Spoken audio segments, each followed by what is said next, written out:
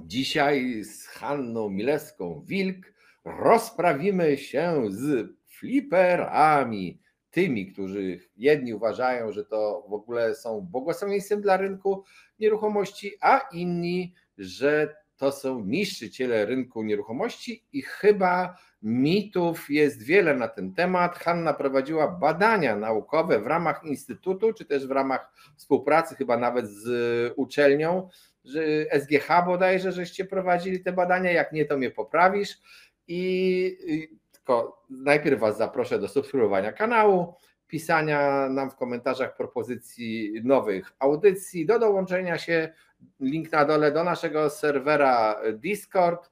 Zapowiadam też, że na stronie syben24.pl nasze audycje, gdzie często znajdziesz więcej danych takich w formie statycznej, wykresów, różnych rzeczy, fajnie się ogląda. Hanno, użyłaś bardzo fajnego porównania. Nie zdradzę, sama powiedz, kim jest fliper dla rynku nieruchomości. No tak, przyznaję, że to takie porównanie, które mi się nasunęło, jak teraz taka jest medialnie dużo jest o fliperach, że to są takie wróble rynku nieruchomości. To było tak, że w Chinach komunistycznych towarzysz Mao kazał po prostu tępić wróble za to, że wyjadają ziarno i są strasznymi szkodnikami, po czym rzeczywiście te wróble bardzo intensywnie wytępiono i przyszła plaga szarańczy, ponieważ wróble nie wyjadały owadów. Więc to jest tak, że są takie właśnie zjawiska albo stworzenia często, których nie lubimy, które nam się nie podobają, jakiś mamy do nich niechęć z różnych powodów, ale generalnie to jest na jakimś poziomie przydatna działalność, o ile rzeczywiście jest w określonej skali. No, wróble są fajne, ale no, nie ma sensu ich dokarmiać, żeby było ich dużo, dużo więcej, bo to też się mija z celem. No dobrze, ale wróćmy do tych fliperów i waszych badań przede wszystkim, bo wasze badania, o ile pamiętam, dotyczyły faktycznego wpływu działalności fliperskiej na rynek mieszkaniowy. O, tak powiedzmy. Więc jak to było? To są już takie badania, które rzeczywiście mają chyba 3 czy 4 lata nawet, 3 lata zdaje się. Raczej chodziło o to, że w Polsce po prostu flipping stawał się wtedy modny i że było bardzo dużo szkoleń organizowanych na rynku, natomiast nikt tego nie opisał naukowo, nie zdefiniował, nie sprawdził, co to jest w ogóle i jak to w Polsce wygląda, no bo w Stanach Zjednoczonych to jest opisywane, jest monitorowane, w Polsce po prostu nie mieliśmy ani definicji sensownej, ani nie mieliśmy tym bardziej danych, no bo dane o rynku nieruchomości mamy powiedzmy dosyć ograniczone. Niestety. Więc my po pierwsze opisaliśmy to, do badań, na potrzeby badania my zawęziliśmy flipping tylko i wyłącznie do obrotu nieruchomościami na podstawie aktów notarialnych kupna sprzedaży, czyli nie zajmowaliśmy się umowami deweloperskimi, obrotem właśnie, że tak powiem, opcjami na mieszkania. No i tutaj to było to zawężenie, które musieliśmy zrobić, żeby sensownie potem analizować dane. Robiliśmy to Adam Czerniak właśnie z SGH i ja się śmieję, że ja wnosiłam bardziej wiedzę taką o rynku, co się dzieje. Adam świetnie po prostu, profesor SGH, zanalizował te dane, także tutaj wyszło nam dosyć ciekawie, bo rzeczywiście, jeżeli przyjmiemy, że fliperzy robią po prostu obrót, przede wszystkim kupują nieruchomości, które dla innych osób w jakiś sposób są mniej atrakcyjne, czyli na przykład są w złym stanie technicznym, wyglądają brzydko, pachną koszmarnie. Bank patrząc na księgę wieczystą powie: o Boże kochany, w życiu tam się nie wpiszemy, zanim to nie będzie wyczyszczone, no to w ten sposób rzeczywiście ci fliperzy jakby przywracają w pewien sposób na rynek te nieruchomości, które no powiedzmy nie mogą od razu podlegać takiemu normalnemu obrotowi. Także tutaj zdefiniowaliśmy właśnie i takie flipy, że tak powiem, na brudno, czyli że ktoś kupuje, tylko tam sprawdza, żeby to trochę lepiej wyglądało, czyści księgę wieczystą czasami robi remont, także to są różne właśnie poziomy inwestowania i pieniędzy, ale i pracy i wiedzy we flipy, żeby przede wszystkim to, co mówiłam, przywrócić je do takiego normalnego, bezpiecznego obrotu, czyli że ktoś widzi zdjęcia, mówi: o, fajne mieszkanie, prawda? A nie patrzy na zdjęcia i mówi: o Boże, co to za ruina i kto tam w ogóle mieszkał. Także no to jest to zjawisko. W jakiś sposób tacy fachowcy, bo no, część osób robi to dla pieniędzy, ale to również wymaga coraz więcej. Im więcej fliperów, tym więcej trzeba mieć wiedzy, żeby sensownie robić flipy.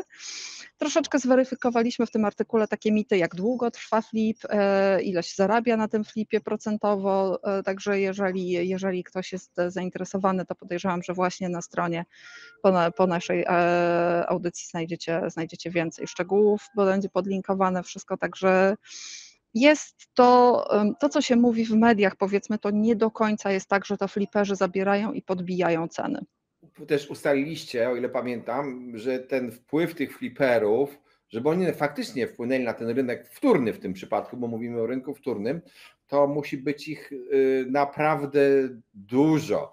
Czy jest jakiś taki poziom krytyczny nasycenia fliperem, kiedy oni zaczynają już robić flip na flipie i no po prostu powodują szaleństwo cenowe, bo te flipy na flipy też istniały, to dramat jest, tak szczerze mówiąc. Tak, jest rzeczywiście jest taki poziom, że dopóki to jest powiedzmy do 10, nawet do kilkunastu procent, to też zależy od szerokości tego rynku. W każdym razie taki do 10% wychodziło nam, że to jest taki bardzo bezpieczny poziom i to jest wręcz kilka procent rynku musi być ogarnięte przez profesjonalistów, żeby te nieruchomości właśnie były dobrze zrobione, bo pośrednicy po prostu wspierają sprzedających i kupujących, natomiast jeżeli rzeczywiście trzeba zainwestować trochę pieniędzy, no to tutaj trzeba jako jakiegoś, czasami się mówi handlarza nieruchomości, bardziej po polsku, ale po prostu profesjonalną firmę, która zajmuje się obrotem nieruchomościami, niech to będzie nazywane flipy. Co ciekawe, taki wzrost bardzo duży liczby fliperów wówczas na danych, korzystaliśmy z danych z rejestru cen nieruchomości. Duża liczba firm, które flipują, była w miastach, które nie miały rynku pierwotnego właściwie, albo miały bardzo mały, bardzo płytki rynek pierwotny i się okazało, że tam, gdzie ten rynek pierwotny jest silniejszy, no to ludzie szukający przede wszystkim dobrej jakości, że ładne, odnowione mieszkanie, no to jeżeli mają do wyboru mieszkanie od dewelopera albo mieszkanie w starszym budynku, ale pięknie zrobione przez flipera, no to z reguły wybierali to od dewelopera nowe. Więc jakby taką naturalną górną granicą staje się ten rynek pierwotny, deweloperski, gdzie no też ceny bywają wyższe niż na wtórnym, ale też jakby te oczekiwania, które mają ludzie, mogą sobie wybrać, czy to będzie rynek właśnie pierwotny, deweloperskie mieszkanie, no czasami trzeba je wykończyć, czy to będzie właśnie rynek wtórny, ale po remoncie mieszkanie. I rzeczywiście to Bydgoszcz, zdaje się, nam wyszło tak, że wtedy ten rynek deweloperski tam był dosyć słaby i dużo było fliperów.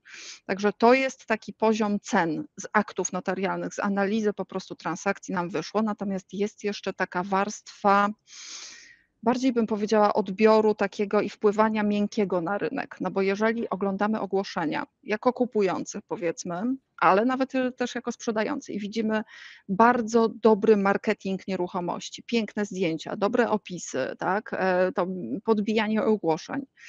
No i porównujemy takie bardzo dobrze sfotografowane mieszkanie z jeszcze jakimś homestagingiem, z prywatnym ogłoszeniem kogoś, kto sam wystawia, niekoniecznie się na tym zna, no to ogłoszenia fliperów są po prostu marketingowo lepsze. W związku z czym oczekiwania kupujących, którzy oglądają, nie, no to jest tak, to jest ładniejsze mieszkanie, no bo kupujemy oczami. No to jest ładniejsze, to jest lepsze, no to rzeczywiście może jest rzeczywiście trochę droższe. No ale skoro inni sprzedający widzą, nie, no tamci sprzedali 50 000 drożej, to ja też podbiję. I to jest taki wpływ, bym powiedziała, trudny w tej chwili do dokładnego zbadania, jako że nie do końca też jesteśmy w stanie monitorować, tutaj chyba z OLX-em trzeba by było się dogadać, żeby monitorować te takie reakcje na wzajemne podbijanie cen, ale tak, podbijanie cen wygląda po prostu tak, że oczekiwania sprzedających nagle idą do góry, bo ktoś wystawił drożej. To jest takie naturalne zachowanie, bo tutaj teraz wolę sobie ja troszeczkę wejść, bo poruszyłaś kilka tematów, które są w ogóle istotne i to takie zachowanie, że sprzedający widzi, że jego sąsiad sprzedał takie samo mieszkanie za 100 jednostek, to on wycenia je natychmiast na 110 z powodu jednego, to jest jego własne mieszkanie, a jeszcze często sąsiad sprzedał za 90 jednostek, ale pochwalił się, że jest doskonałym biznesmenem i powiedział, że za 100.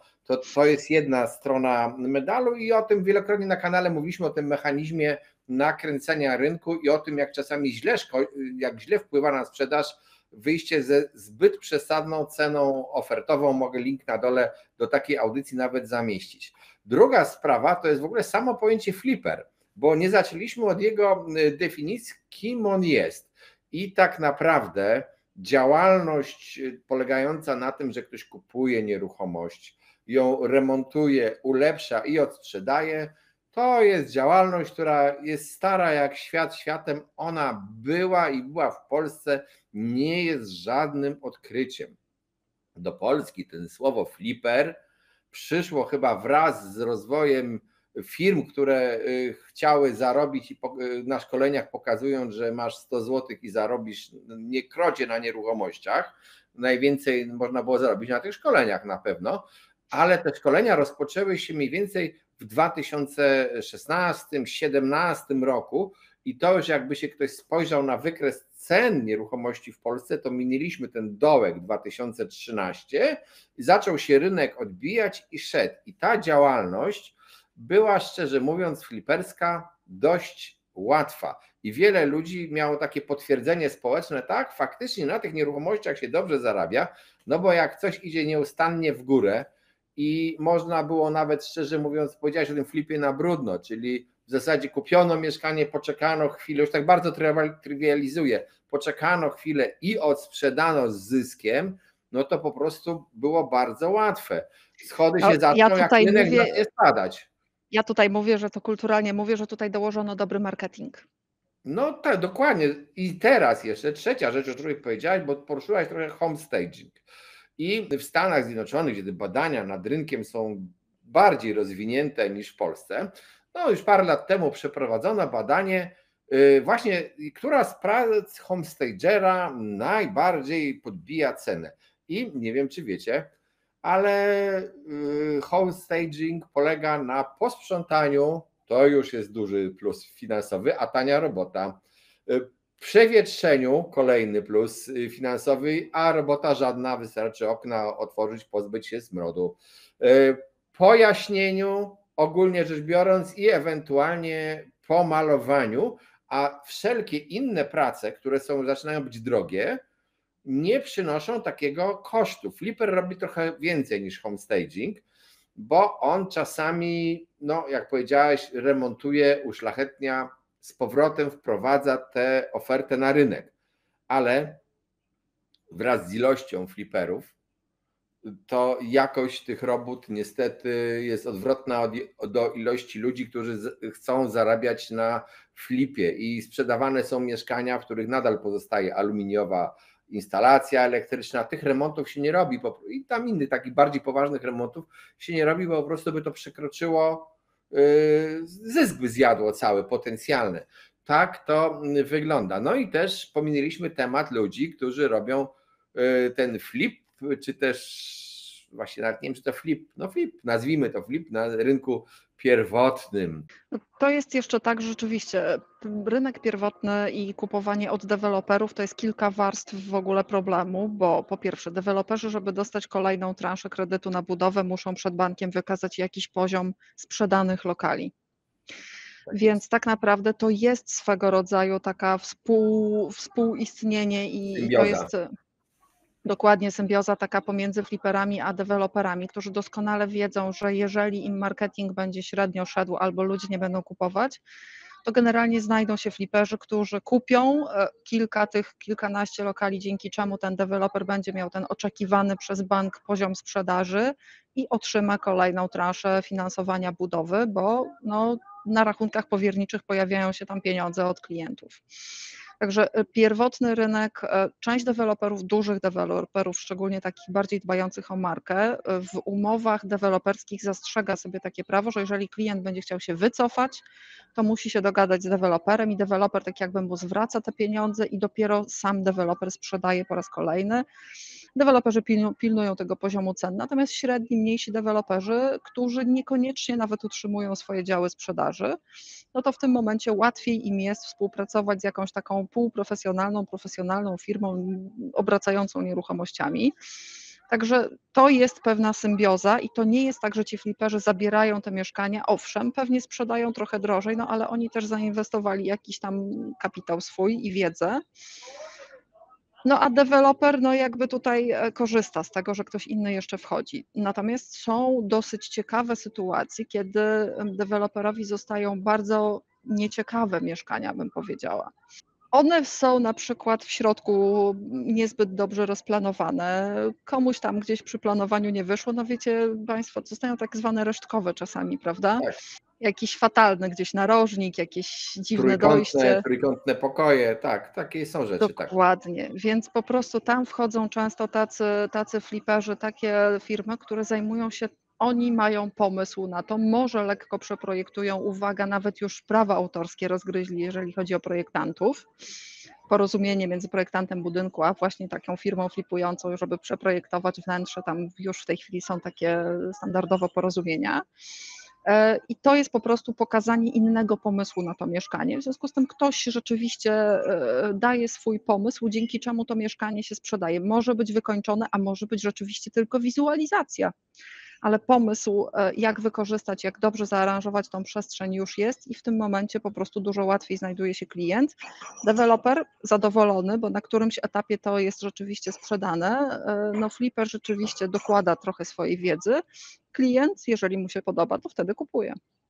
No tak, ale to też trzeba powiedzieć i wyjaśnić, bo na tym rynku pierwotnym, no to fliperom takim Kowalskiemu osobie fizycznej nie jest tak łatwo, bo są pewne ograniczenia prawne. Teraz też już są ograniczenia dotyczące cesji, umowy deweloperskiej. Ci fliperzy często nie działają jako Jan Kowalski, tylko działają jako firma i wtedy oni z deweloperem nie podpisują umowy deweloperskiej, tylko zawierają zupełnie inne umowy i co innego sprzedają. Jedni mówią, że no okej, faktycznie oni podbijają cenę, bo to jest prawda, bo oni często wchodzą na rynek i kupują w dobrej inwestycji, rezerwują mieszkania i po prostu później je odsprzedają drożej. Faktycznie też jest to, że ci tacy porządni, wielcy deweloperzy w ogóle nie chcą takich ludzi często u siebie, bo oni kolidują z ich polityką sprzedaży i ich po prostu nie potrzebują. Mamy taki zasób gotówkowy.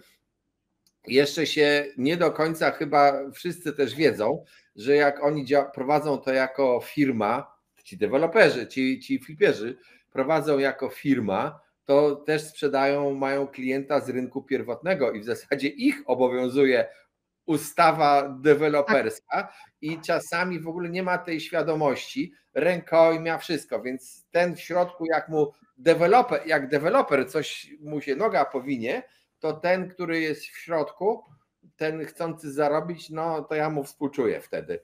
On sobie będzie mógł potem dochodzić należności od zbankrutowanego dewelopera. Życzę powodzenia. Znaczy to jest rzeczywiście bardzo ważne. Te flipy, ja jeszcze wrócę do tego, te flipy w Polsce tak naprawdę zaczęły się, wbrew pozorom, jak ja zaczęłam się przyglądać tematowi właśnie i sprawdzać, od telewizji. Te wszystkie programy tak o flipowaniu w Stanach Zjednoczonych głównie to przyniosły. Druga uwaga była gra komputerowa. Polacy napisali grę Home Flipping, dosyć popularną, uwaga, niekoniecznie w Polsce, tylko gdzie indziej, gdzie po prostu się przygotowywało domy do sprzedaży znowu. I dopiero potem poszła ta fala rzeczywiście szkoleń najróżniejszych, no bo też dlaczego w Polsce to jest popularne i dlaczego ludzie po tych szkoleniach rzeczywiście mówią tak, zrobiłem flipy. Ponieważ mamy bardzo dużo mieszkań do remontu, do rzeczywiście lepszego zaaranżowania. W kamienicach do wybudowania łazienek, do przygotowania podziału lepszego troszeczkę wewnątrz, żeby było bardziej funkcjonalnie. Także mamy takie rzeczy i jeszcze do tego dokłada się schemat, który w tej chwili obowiązuje, czyli kupujemy jako osoby fizyczne dla siebie, kupujemy mieszkania na kredyt hipoteczny. No i z reguły tak wymagany wkład własny co najmniej 10, najlepiej 20%, więc ludzie większość oszczędności przeznaczają na wkład własny, kupują, zakredytowując się maksymalnie i tak naprawdę muszą mieć mieszkanie, w którym będą mogli od razu mieszkać, a nie kolejne 20% wkładać w remont. Także to jest przydatne. Natomiast firma, tak, to już jest od kilku lat, jest powszechna moim zdaniem świadomość, już bardzo mało osób robi flipy jako osoby fizyczne, chociaż 2017-18, tak jak badaliśmy ten okres do naszego artykułu, to rzeczywiście tam było tak, że jeszcze były osoby, które robiły to jako osoby fizyczne, natomiast w tej chwili już urzędy skarbowe są dosyć dokładne i większość osób, które się zajmują takim obrotem, robi to po prostu jako jakaś forma działalności. I tak, wszystkie związane z tym obowiązki, gwarancji, rękojmi, odpowiedzialności. Znam parę osób, które zrezygnowały z działalności albo w ogóle wyjechały z Polski po tym, jak się okazało, że istnieje coś takiego jak rękojmie. No tak, bo jak powiedzieliśmy, te niektóre remonty są prowadzone bardzo, bardzo źle jakościowo, co niestety też całej branży robi troszeczkę koło pióra. I oczywiście ja podejrzewam, że tutaj część z Państwa w ogóle obwinia fliperów o wszystkie winy, o podbijanie cen nieruchomości, ale czy tak jest? No mam nadzieję, żeśmy pokazali, że i tak, i nie, czyli ci fliperzy trochę jak te wróble są potrzebni na rynku, tylko nie w nadmiarze. Dochodzimy do jakiejś bariery, gdzie znowu się powinny tym, którzy się zajmują flipowaniem, te jakieś światełka ostrożnościowe zapalić. I dodam jeszcze do tego, że w Polsce nadzór budowlany działa sobie, powiedziałbym, nie działa raczej, bo nadzór budowlany to nie jest jakaś policja, która biega po budynkach i sprawdza, co się dzieje. Dopiero jak ktoś doniesie, to oni się tym zajmą mniej lub bardziej skutecznie, a część tych działań fliperskich to jest absolutnie wbrew prawu budowlanemu, niestety. I teraz jeżeli kupujesz na przykład takiego gotowca od takiego flipera, to może jemu się udało, może innym się udało kupić takie mieszkanie, ale zastanów się, co się stanie, jak się kiedyś ktoś doniesie na ciebie, ty będziesz tę żabę musiał połknąć. No, ja po prostu sugeruję, żeby pytać i sprawdzać dokumentację. Jeżeli ktoś twierdzi, że tak jest, tutaj wymienione są gniazdka i na przykład z instalacją elektryczną było coś zrobione, no to w tym momencie musi być jakiś dokument, tak? Kto odebrał tą instalację, czy ktoś ją w ogóle zaprojektował, co my kupujemy z tych rzeczy, których nie widać. Także tutaj rzeczywiście dobrze jest sprawdzać nawet to, czego nie widać na pierwszy rzut oka.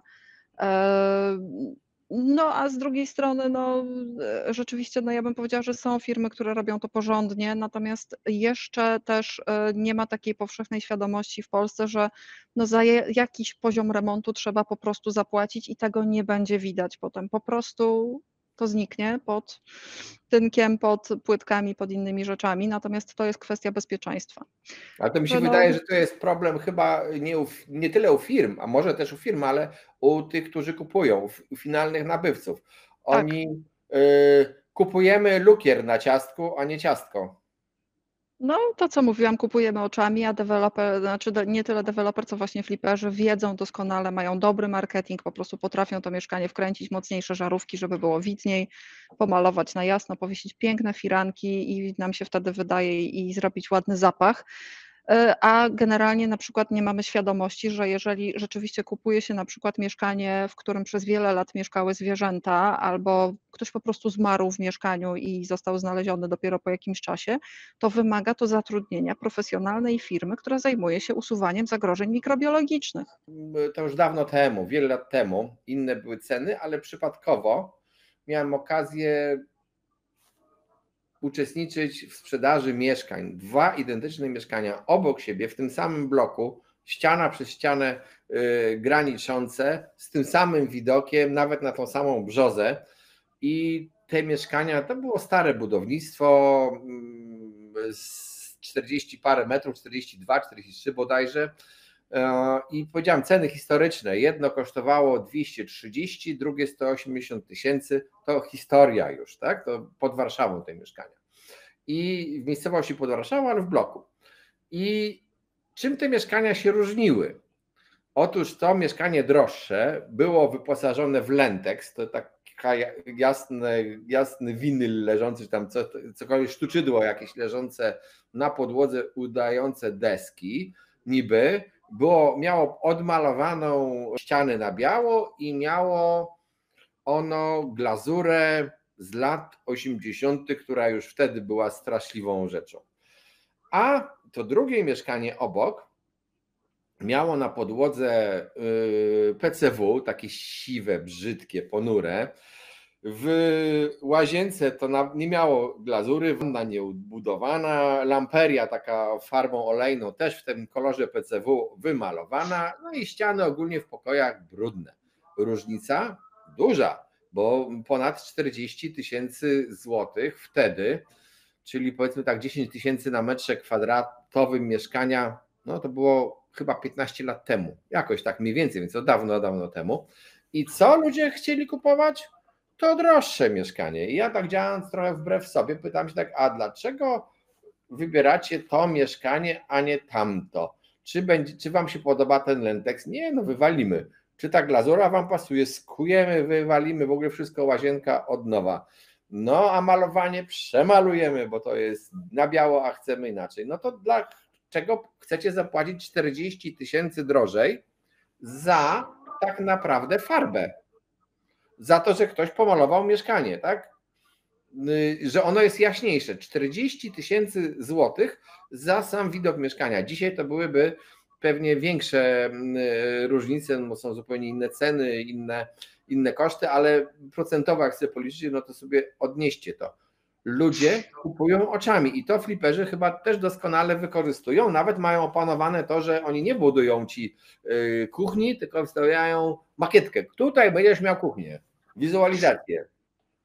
Tak, znaczy to jeszcze ja wrócę, bo tak, rzeczywiście przebadaliśmy też, ponieważ analizowaliśmy akty notarialne, więc tak naprawdę jeżeli szukacie Państwo konkretnych danych, ile fliper zarabia i jak długo trwa taki flip przeciętnie, no to po prostu to też zbadaliśmy, jest to w artykule. Generalnie rzeczywiście no to było około 3 miesięcy, wbrew pozorom to nie są tygodnie, te zyski. Średnio rzeczywiście no były takie sytuacje, gdzie fliper zarobił 60-70% wartości mieszkania, ale to jest zdecydowana rzadkość. To było około rzeczywiście 20, maksimum 30%, także no to są, jeżeli weźmiemy pod uwagę, że tak czy inaczej robiąc remont wkładamy też około 10-20% wartości mieszkania, no to tutaj ja bym powiedziała, że jeżeli tutaj słuchacie nas Państwo jako kupujący mieszkania na własne potrzeby, po prostu proście o dokumentację remontu, żebyście wiedzieli, co zostało zatynkowane i jakie są kable, co tam było zrobione de facto. Nie będzie. Bardzo często nie będzie tej dokumentacji. Ale może się znajdzie. No to jest optymizm. Znaczy musicie Państwo faktycznie zwracać uwagę i w ogóle jeżeli kupujesz mieszkanie na rynku wtórnym, bo o takim mieszkaniu mówimy, nie na rynku pierwotnym, gdzie no powiedzmy też dokonujesz odbioru i to jest ciekawe, ludzie chodzą z tymi komisjami, potrafią się kłócić z tym deweloperem o 3 mm nierównej ściany, czy tam czegoś, no chociaż to budownictwo jest teraz już lepsze niż kiedyś, a kupują na rynku wtórnym, gdzie ściany są skośne i w ogóle piony też są rzeczą nieznaną, tak? I potem patrzą się na to, co zrobił fliper i czasami ich zachwyca ten taki odpicowanie. Mówiąc krótko i brutalnie, odpicowanie tego mieszkania ich zachwyca. Nie patrzą się na jakość tego, co zostało wykonane, a to są czasami po prostu najbardziej tandetne meble, najbardziej tandetne drzwi z supermarketu, coś, co się oto ładnie wygląda dziś, a za pół roku będzie po prostu już schodziła okleina. Tak to często wygląda. Co prawda no, ta jakość materiałów budowlanych w tych supermarketach też się z czasem poprawia, no ale powiedzmy tak, to nie są remonty z górnej półki. Czasami są bez sensu zrobione, a już to, co jest ukryte, czyli ta cała hydraulika i ta elektryka, wentylacja czasami zostaje w ogóle zrobiona nie tak, jak być powinno, na to trzeba zwracać uwagę i trzeba chyba bardzo ostrożnie kupować mieszkania, prawda? No tutaj po prostu dobrze by było, żebyśmy mieli świadomość, że możemy prosić o pewną dokumentację, że można sprawdzić to, czy ze specjalistą, czy tak jak się odbiera właśnie mieszkania od dewelopera, to można tak samo odebrać mieszkanie z rynku wtórnego. że nawet jeżeli firma nam sprzedaje albo osoba fizyczna, no to na przykład można, jeżeli ktoś mówi, że pół roku wcześniej wymieniona była kuchnia, fakturę. Zobaczmy, tak? A jeżeli przekaże fakturę, to jednocześnie również mamy tą gwarancję, którą ten pierwszy nabywca jakby kupił, chyba że właśnie był fliperem i zrobił to sam, no to wtedy mamy jego gwarancję, ale dokumentację warto sprawdzać. Ze specjalistami również, także tutaj bym uczulała, że są rzeczywiście firmy fliperskie, takie obracające nieruchomościami, które robią to porządnie, dlatego może nie generalizujmy. Ja się przyznaję, że również jak robię remont, nie biorę najdroższych drzwi, tylko te tańsze z supermarketu budowlanego, no bo już wszyscy się pogodziliśmy, że mniej więcej po 5-8 latach i tak trzeba będzie je wymienić, więc no, prawda, też bym tu powiedziała, że może krzyczymy na innych, że biorą najtańsze, a generalnie najlepiej się sprzedają te drzwi po prostu. Najtańsze drzwi najtańszymi drzwiami, bo one faktycznie trochę posłużą, ale też zwróćcie uwagę, oczywiście nie generalizujemy, ale zwróćcie uwagę na tak zwane gotowce inwestycyjne, czyli zrobienie z mieszkania 3-pokojowego 7 norek do mieszkania albo 3 z tego niby pseudo-kawalerek pod wynajem.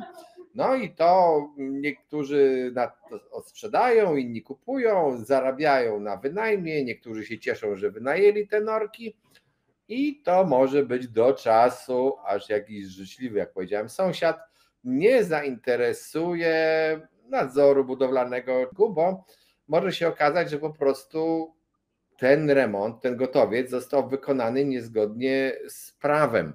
Wobec tego, jeżeli moje zalecenie jest takie, że jeżeli ktoś kupuje takie coś, no to niech sobie weźmie jakiegoś fachowca, który jest w stanie od budownictwa, który jest w stanie ocenić, czy to, co zostało zrobione, to w ogóle ma ręce i nogi, bo później mówimy rękojmia, mówimy gwarancja, a ty powiedziałeś, że wyjechali, no i teraz szukaj wiatru w polu. Zadbajmy o to, żeby w akcie notarialnym był opis tego, co rzeczywiście kupujemy. Czyli jeżeli tam są 3 pokoje z łazienkami osobnymi i z aneksami kuchennymi i przedpokój, to żeby taki opis dokładnie był w akcie notarialnym, a nie w akcie notarialnym mamy łazienkę, kuchnię, 2 pokoje i coś tam jeszcze, a w rzeczywistości kupujemy coś zupełnie innego. Także pierwszy krok, żeby po prostu kupować to, co faktycznie jest, a jeżeli taki fliper, taka firma chce nam, że tak powiem, sprzedać opis z opisem zupełnie innym, to już jest pierwsza lampka, która pokazuje, że no coś się nie zgadza w papierach, tak? Wydaje nam się z Hanną, że w jakiś sposób wyczerpaliśmy temat fliperów jako wróbli, ale oczywiście chętnie zobaczymy Wasze pytania, Wasze komentarze. Być może będziemy w stanie odpowiedzieć na niektóre, być może to będzie kolejna audycja poświęcona tematowi, bo też wiem, że wiele osób chce zarabiać na takiej działalności i może byłoby fajnie, żeby oni też nie ulegali mitom. Najlepiej jest twardo stąpać po ziemi. Przypominam, że na stronie symen24.pl nasze audycje są takie z uzupełnieniem innych danych, gdzie można sobie troszeczkę też poczytać, pooglądać. Zapraszam do pisania i subskrybowania tego kanału, ale do pisywania nam również w komentarzach sugestii nowych audycji. Cześć, trzymajcie się.